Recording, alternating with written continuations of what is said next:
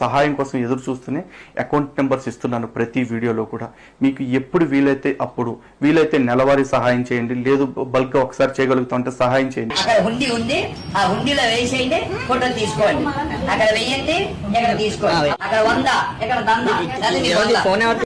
శివశక్తి సంస్థ ఒక స్వీయ భవనాన్ని తయారు చేయాలనే కోరికని నా దగ్గర వెలుబుచ్చారు. చాలా శక్తి ఉన్న వాళ్ళందరూ ఒక 5,000 రూపాయలు చదరపు అడుగు అని చెప్తున్నారు కాబట్టి ఒక 2,000 మంది కలిసి గనక మనం డొనేట్ చేస్తే అయిపోతుంది. చాలా దిగ్విజయంగా అనుకున్న దానికన్నా ఎక్కువగా హిందూ బంధువులందరూ కూడా మద్దతు పలికి శివశక్తి కార్యాలయం నిమిత్తం చేపట్టినటువంటి నిధి సేకరణని విజయవంతం చేశారు.